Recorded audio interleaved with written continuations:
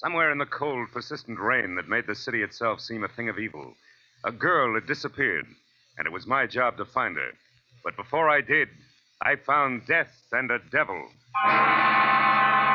From the pen of Raymond Chandler, outstanding author of crime fiction, comes his most famous character as CBS presents The Adventures of Philip Marlowe.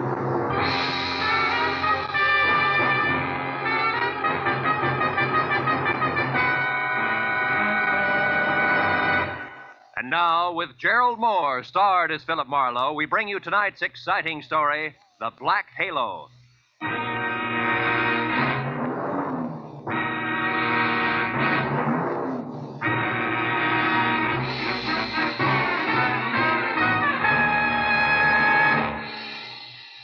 For 3 days, an ugly storm had lashed at the west coast from northern Oregon to the tip of Lower California.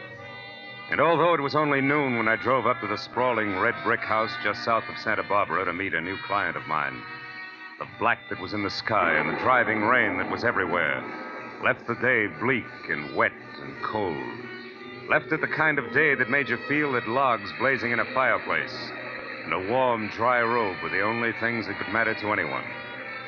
But when I got inside the house, Felix Drum, 350 uncomfortable pounds of executive in a wheelchair, who made his living importing perfumes, was very worried. And not about the weather outside. Marlowe, Julia Perry is gone. I want you to find her and bring her back. And the sooner you do that, the better. And the more I know, Mr. Drum, the easier it'll be. Exactly who is Julia Perry? My assistant. Very capable girl, who in the past 6 months has practically taken over my entire business. She handles most of the work from her cottage here on the grounds where she lives. Mm-hmm. She also has some little cubbyhole in Los Angeles where she keeps her files and some sample stock. Do you have the address of that cubbyhole? If I knew the answer to everything, I wouldn't have hired you. And anyway, it isn't important. Hand me that little bottle. This there, one? please. Yes. No, here. Thank you.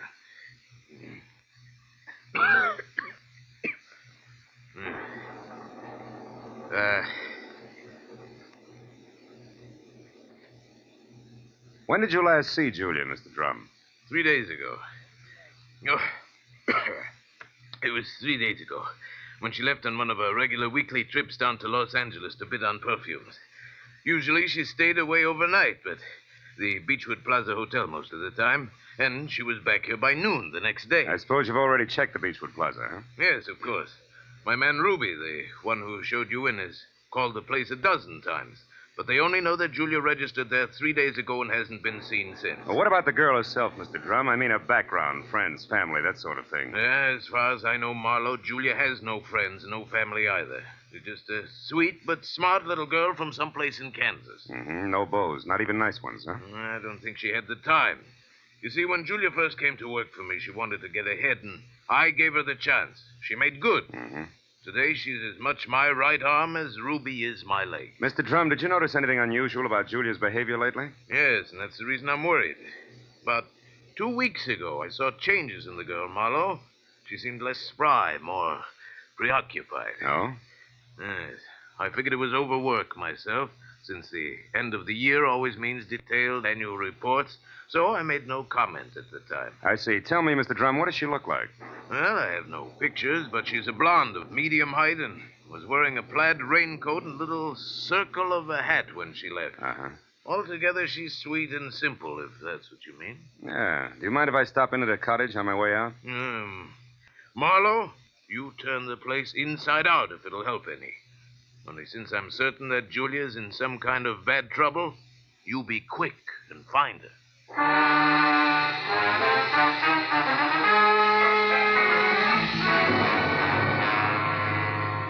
Julia Perry's cottage was strictly the 50-50 arrangement that Drum had mentioned, with one room office and the other living quarters. In the office, I found everything in its proper place, so I moved to the other room. The moment I stepped over the threshold, the white fluff that trimmed the quilted bedspread and the splash of color in the drapes said that Julia Perry had to be something soft and warm. And the half a dozen quietly tailored suits that were lined up in the closet like a squad of soldiers facing right told me that she was also simple and neat. I ran through the pockets of her clothes and all the drawers and closets in the room, trying to find something that would give me a lead that I was sure I had to have.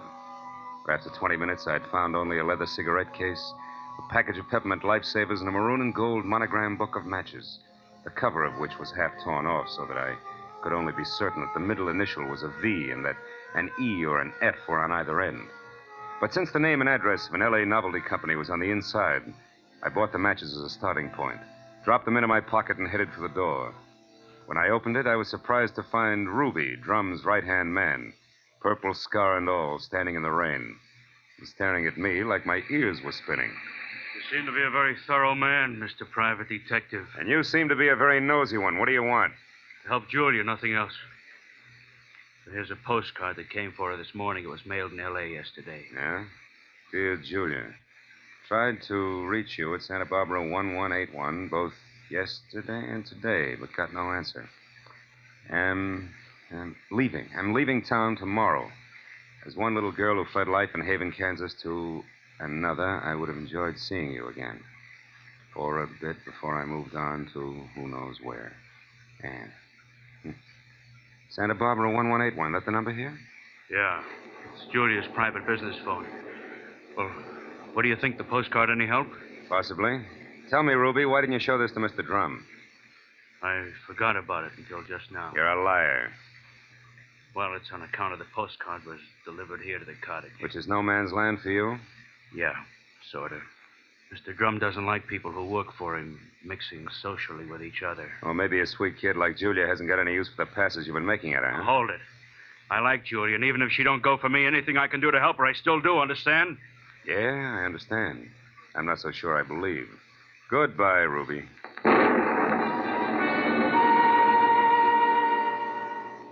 It was pushing 5 o'clock and still raining by the time I got back to L.A. and over to the novelty company. Once there, I presented the torn book of matches that I had found in Julia's cottage to a bald man with horizontal question marks for eyebrows, and who, at the crinkle of a $5 bill, tore himself away from his racing form long enough to check the files for a set of maroon and gold initials that had a V in the middle. And it was 6 o'clock before I had the answer, which was EVE. And they weren't initials, but the front name of Mrs. Eve Bentley, who lived in a villa at the swank Sunset Terrace Apartments. And according to the gentleman who said he knew his oats, was a very classy filly. An hour later, I was at Mrs. Bentley's front door, and while I made with the chimes and waited, I wondered just how much a guy who loves the ponies could know about women. But when the door opened, I had my answer. Yes? What is it? Mrs. Eve Bentley wasn't beautiful, but she was everything else, including a shimmering yard of gold hair piled high on her head and held in place by a knot of pearls that no Boy Scout ever tied.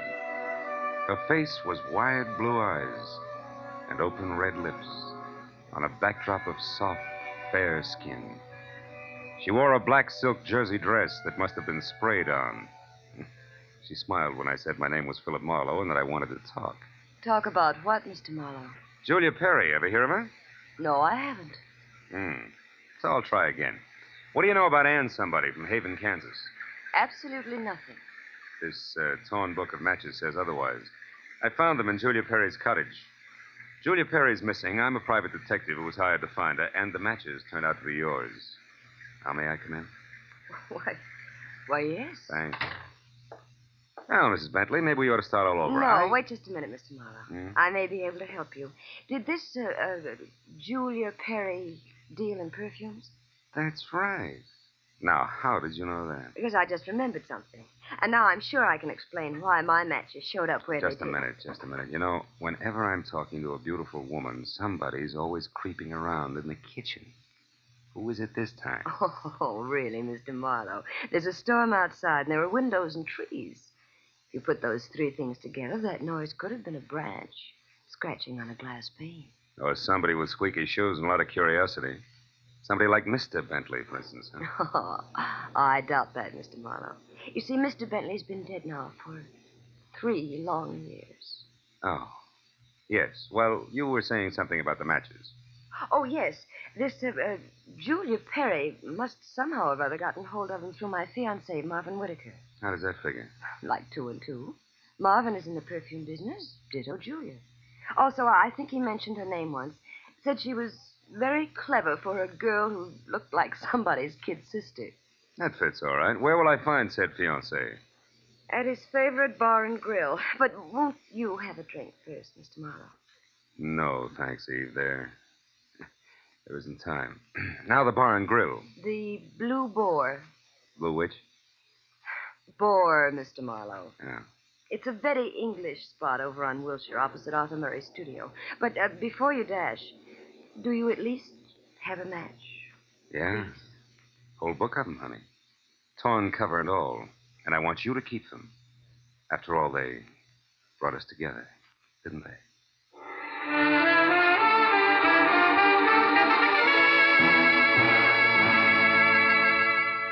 When I got outside, I postponed my run between the raindrops over to Wilshire Boulevard long enough to take a look behind the villa.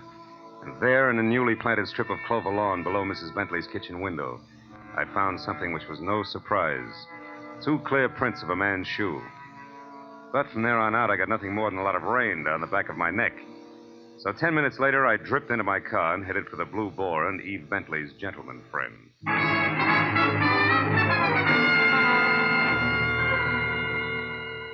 I located Marvin Whitaker, a handsome, hale fellow well met, in a white turtleneck sweater and riding breeches, behind a hot rum toddy in a corner booth that was pictures of steeplechase mounts against newly antique mahogany.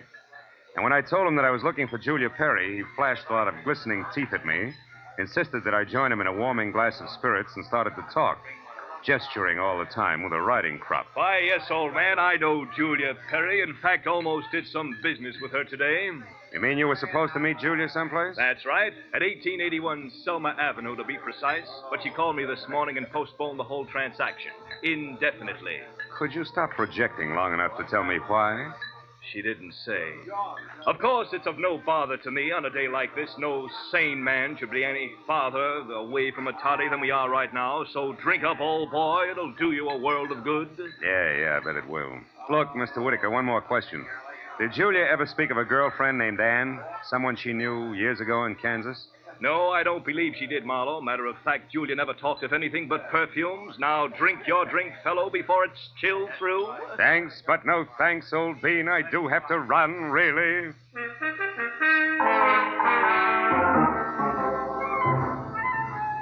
was a 20-minute drive to the address on Selma, and the rain had stopped by the time I got there. The place was one of those once-upon-a-time rooming houses that had been partitioned off into a couple of dozen 2x4 cubby holes, just big enough for the very small businessman to fill his fountain pen in. When I got to the door and asked the scrub woman, who was a lot of wild red hair around 2 pop eyes, for Julia Perry, I knew I was moving in the right direction, because the lady standing in front of me was anything but calm. And more important, she had just heard a pistol shot from the back of the house. Yes, that's right. A pistol shot not over 2 minutes ago. I'm sure that Perry girl had something to do with it. Because when I come from inside, I saw her rush out down these steps. Did she say anything? I don't know. She was gone out of sight before I could open my mouth. But I know it was her on account of that plaid coat and little hat she wears. Yeah. Now, which room is hers? Come on. Well, that one there with the light showing under the door. But it's locked. You won't be able to get in. I just tried. Well, we'll try again for luck. It's not the best lumber. Believe me. This is terrible. Nothing like this has ever happened to me before. It's a man. Yeah. A dead one at that, Granny. Do you know who it is? Uh-huh. Well, the mud and clover grass on the bottom of his shoes, I'd tag him as a guy who was looking in a lady's kitchen window about an hour ago. But from that purple scar on his chin, I can do even better than that. The name, Granny, is Ruby, a guy I thought was still in Santa Barbara.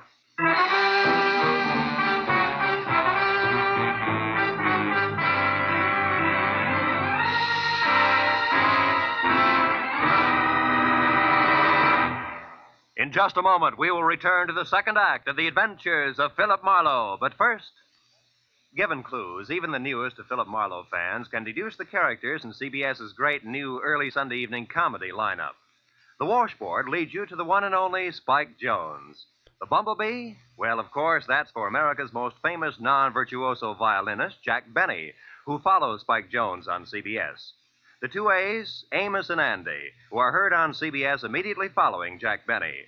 So it's really no mystery at all why millions of Americans now stay tuned to CBS on Sunday nights for these 3 superb comedy shows in succession. Spike Jones and Amos and Andy over most of these same CBS stations, and Jack Benny over them all. And now, with our star, Gerald Moore, we return to the second act of Philip Marlowe and tonight's story, The Black Halo.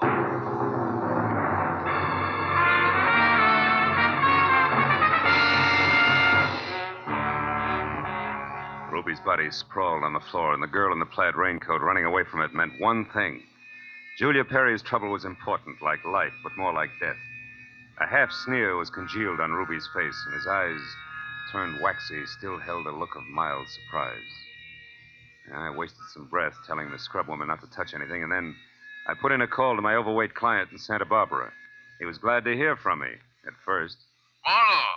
Well, now, I didn't expect a call from you this soon. You sure work fast, don't you, lad? Have you found her? Have you located Julia? Not quite. She's about 5 minutes ahead of me. Incidentally, Mr. Drum, she works fast, too. What do you mean by that? Let me ask the questions, huh? Number one, what was your leg man Ruby doing in L.A. tonight? Ruby? Yeah. Why, I sent him in to pick up some medicine for me. Why? Come on, Drum, you can talk straighter than that, and you better. I just found Ruby dead. Dead? Ruby's dead? What happened to him, Marlowe? He was shot. So forget the gags and tell me why he was snooping around. All right. I didn't trust you. No. It's my policy to trust nobody until he proves himself. I sent Ruby in to follow you and check on your progress. That was brilliant. You only made 3 mistakes. First, I don't need to be checked on. Second, you got your man killed. And third, you forced Julia's hand. Because it was Miss Perry herself who pulled the trigger on Ruby. Julia? Marlowe, I don't believe that. Which proves nothing, Mr. Drum, but skip it. Tell me, do you know a man named Marvin Whitaker? Whitaker? Yeah. No, should I? Well, he says he's in the perfume business. Well, I know everybody on the coast who bought more than 2 bottles of perfume at one time in the last 40 years, and I don't recall that name. I think the man must be a liar. So do I. Thanks for the help. And, Drum, if you've got any more expendable flunkies around, keep them out of my hair. I'll call you when I've got something.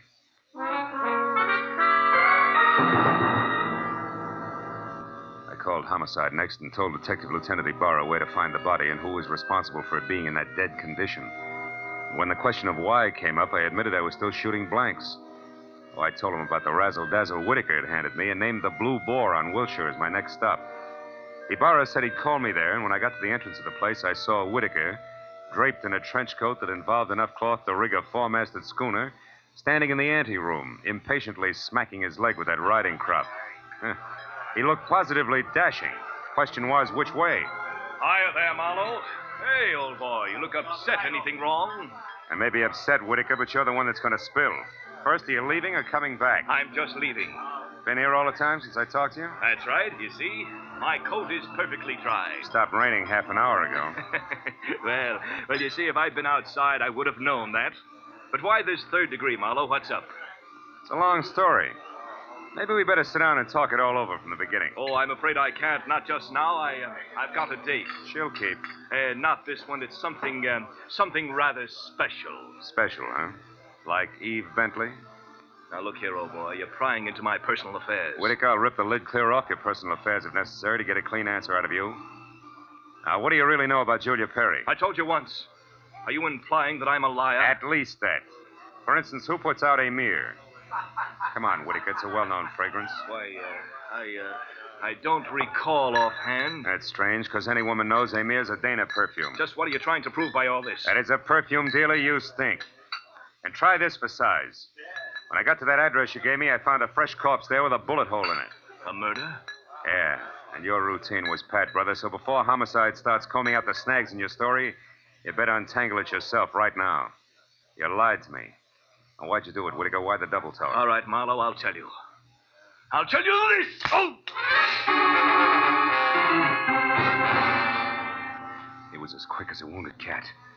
The riding crop slashed across my face even before I'd realized he'd moved. And by the time the red light stopped dancing in my eyes, Marvin Whitaker was gone. I turned as the head waiter walked up to me. He studied the hot red welt rising on my face for a moment and then murmured discreetly that if my name was Marlowe, I was wanted on the phone. It was Lieutenant Ibarra. Marlowe, you can stop beating the brush for Julia Perry. We found her. You did? Where is she, Ibarra? She's out in the alley here, behind the Beechwood Plaza Hotel, Marlowe. Exactly 8 floors down from the window of her room. She fell through the glass roof above the rear entrance. Oh. It's not pretty. Oh. She explained the whole thing, including that Ruby guy's murder, in a note we found in her room. I'll be right over, Ibarra. Okay, don't hurry.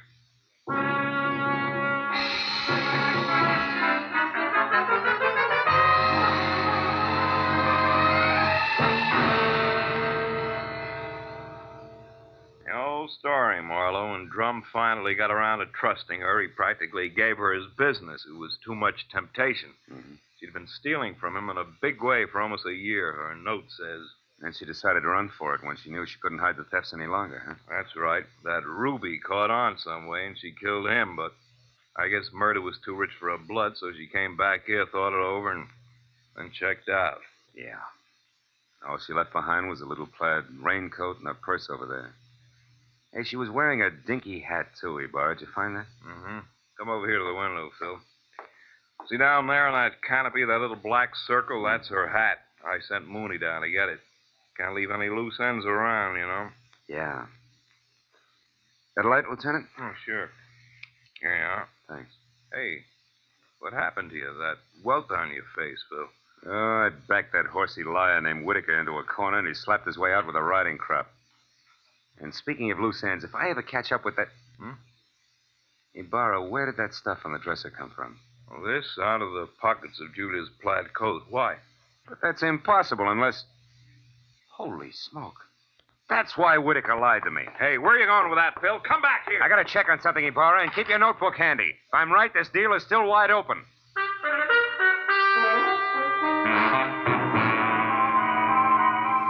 All the way from the suicide's room in the Beechwood Plaza out to the widow's villa in the Sunset Terrace, my mind juggled a jumble of facts, trying to beat them into a brand new pattern. A pattern that had to include an object Ibarra had found in the pocket of that plaid raincoat. It almost made sense, but I needed just a little more. Well, when I turned into the parking lot at the Sunset Terrace, rain began to fall again. Thin, cold rain. I walked to Eve Bentley's door and pressed the bell. Just as I expected, it was Marvin Whitaker, unsmiling and nervous, who answered the door. I didn't give him a chance to think. I just swung hard. Okay, horseman, that squares us up. Come on, Heavy, roll over. Let's see if you're carrying a gun. Okay, no gun.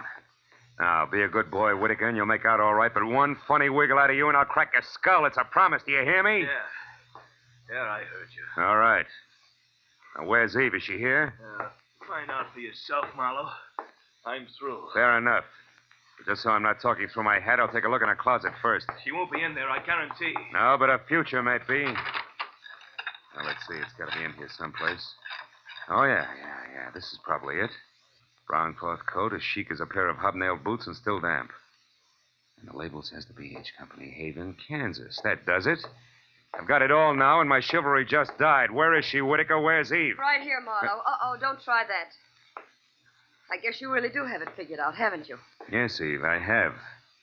Sorry it turned out this way, because you had your points as Eve and as Julia. Don't put it in the past tense, Marlowe. As Eve Bentley, my life is just beginning, and now I've got everything I ever wanted as Julia Perry. Then you're Julia Perry. I was, Marvin. She still is, Whitaker. At least that's what the bailiff will call it in court. There won't be any court, Marlowe. Oh, I'm afraid there will, baby. You're twice a killer now, and both for the same reason, remember? First Ruby, because he saw you as Eve. And the girl you pushed out of the hotel window, who was no doubt Anne, your old chum from the hometown. She must have seen you posing as Eve, too. All right, Marlowe. Anne ran into me by accident and ruined everything. I had no choice. I promised her money and then told her to go to my room at the Beechwood Plaza and wait for me. Eve, I can't believe this. It can't be true. Yes, Marvin, it is true. Darling, I didn't want this mess. I'd have left town this morning as I intended if sweet, sly little Anne hadn't seen me. I tried to get rid of you the easy way, Marlowe.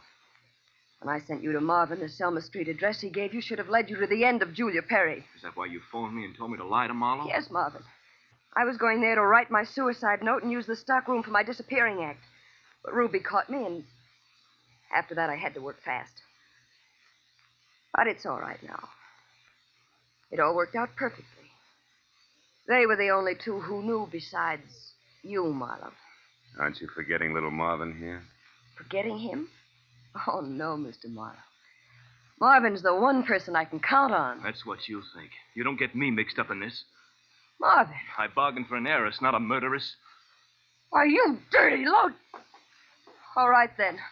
I'll use this gun on you, too, because I'm getting out of here and no one's going to stop me. But you're right between us, Eve. You can't get us both. He's right, baby. You're not good enough to get us both, and killing just one of us isn't going to solve anything. What do you say?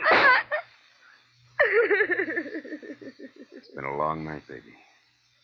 You just couldn't tell when you were late.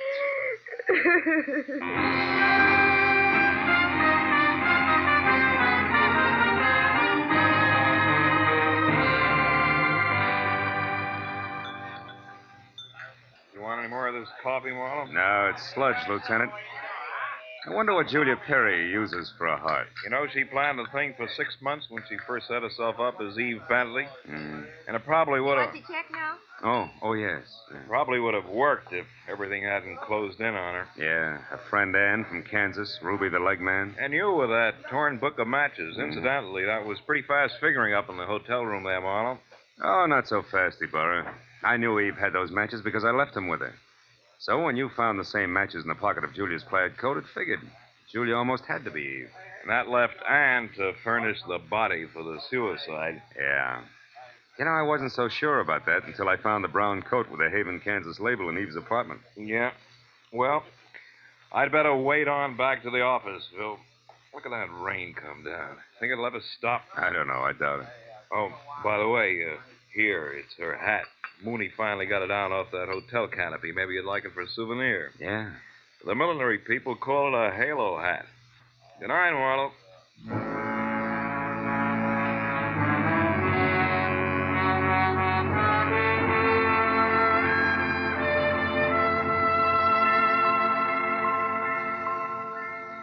I sat there a while after Ibarra left, looking at the rain in the street, and the cold coffee in front of me, and Julia's little round halo on the table.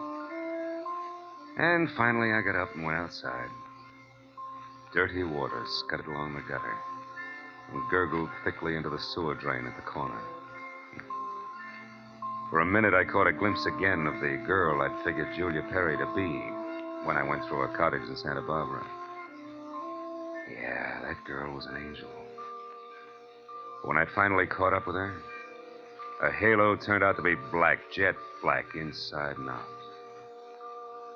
I dropped the little hat into the gutter and watched it go as far as the drain at the corner. And then I went home.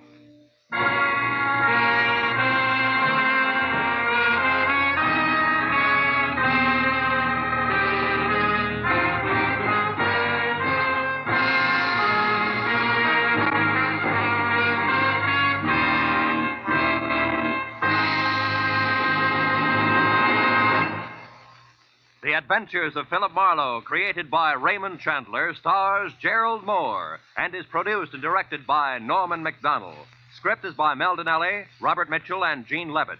Featured in the cast were Joan Banks, Paul Frees, Peter Leeds, Jack Prussian, and Lois Corbett. Lieutenant Detective Ibarra is played by Jeff Corey. The special music was by Richard O'Runt. Be sure and be with us again next week when Philip Marlowe says... A startled corpse, a blue-eyed woman, and a cryptic message, scrawled by a dingy man with the pieces of a Chinese puzzle that wouldn't fit together, until I found out what was deadly about the orange dog.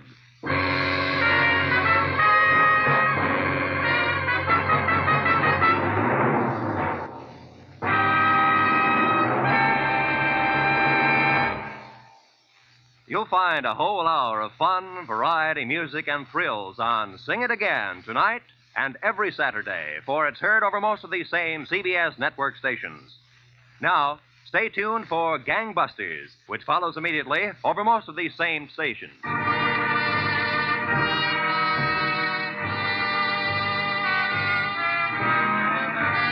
This is Roy Rowan speaking for CBS, the Columbia Broadcasting System.